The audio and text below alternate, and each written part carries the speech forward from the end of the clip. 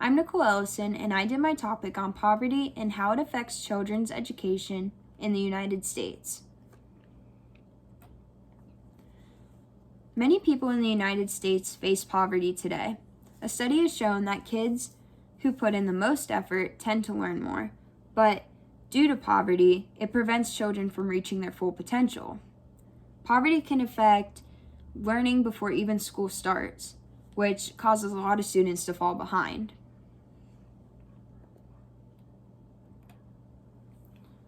So, how is a child affected before they're even born? Well, this refers back to their mother's pregnancy. So, issues that these women face include unemployment, unsafe housing conditions, and/or polluted physical environments, and far fewer resources to deal with these problems. A baby is affected in the mother's womb by causing chronic distress and can slow fetal growth rate and increase the risk for a premature birth. Babies face a higher chance of having developmental issues and are less likely to grow well and flourish overall. So these circumstances suggest that a child's ability to succeed in school has been sabotaged by poverty before they even entered the world.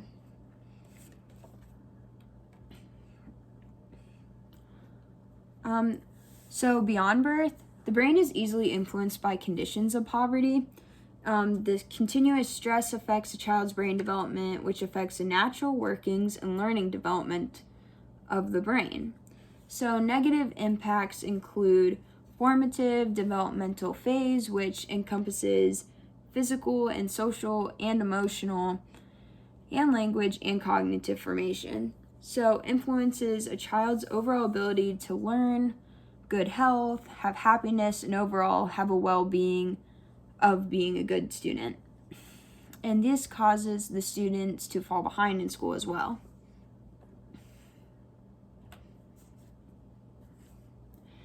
In America, children are the poorest segment of our society. Around 22% of children in the United States live below the federal poverty level, which is the highest of child poverty among developed countries in the world.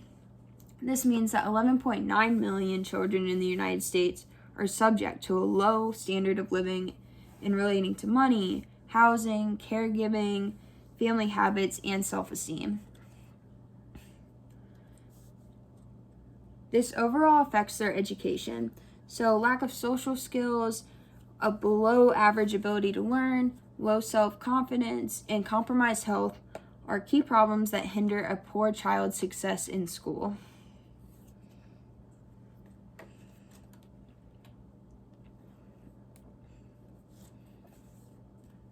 So, what needs are these children lacking? Well, being at a decent level definitely helps these children, meaning that being financially secure, having enough to obtain basic corporal needs such as clothing, food, clean water, and shelter, all of this contribute to that. Children battling poverty every day do not have the essential needs for daily living. So, a combination of illness, malnutrition, and stress ultimately leads to affecting their full potential to learn. And also, teachers report that children haven't eaten over the weekend, or they are too hungry to concentrate in school, or that kids are sometimes sleep deprived because their parents can't afford a bed for them and they're sleeping on the floor.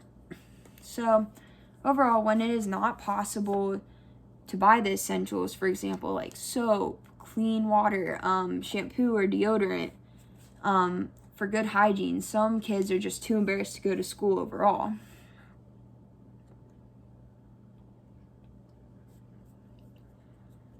Children's health is greatly affected as well. So when children are not healthy, they're at risk for missing school. And according to Megan Sandel, a principal investigator with Boston Medical Center's Children's Health Watch program, she states that a stable home is the foundation to thrive.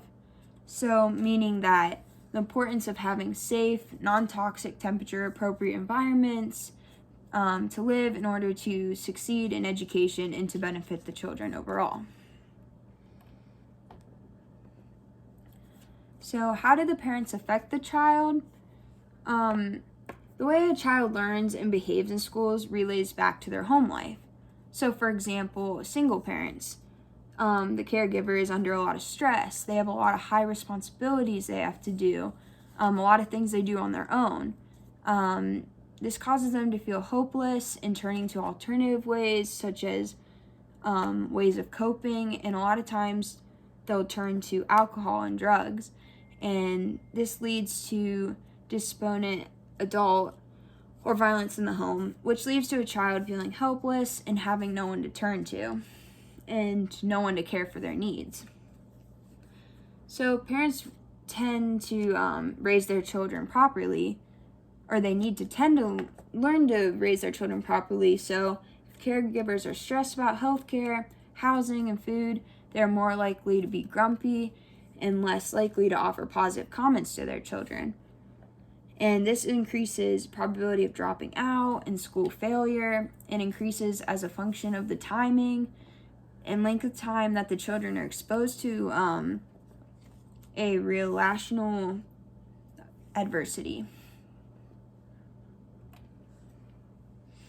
Self-esteem is another big factor in affecting children in poverty. And children in poverty tend to underestimate their own intelligence, affecting their confidence level.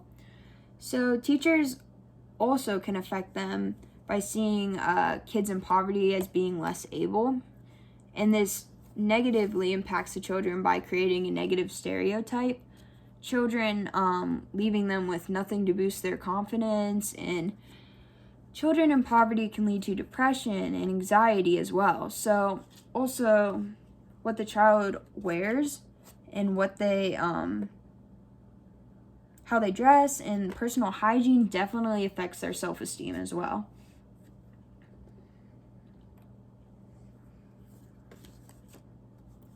So how is social structure affected?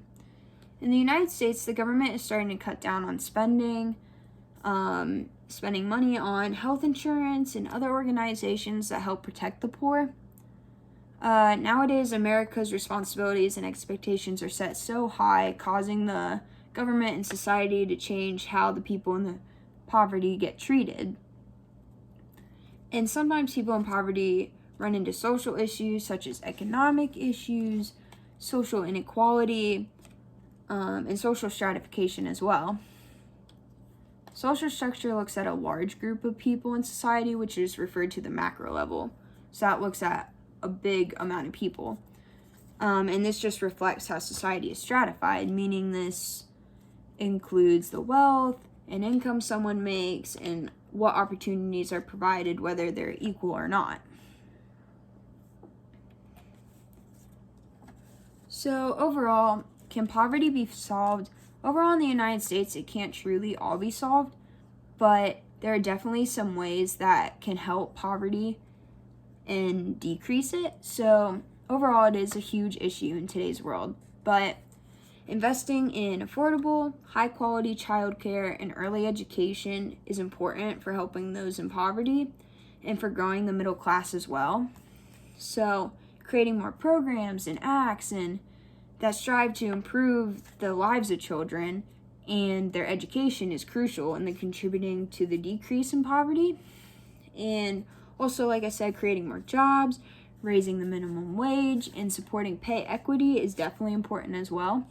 So this can overall help increase good education for children and improve poverty as a whole in the United States. Thank you.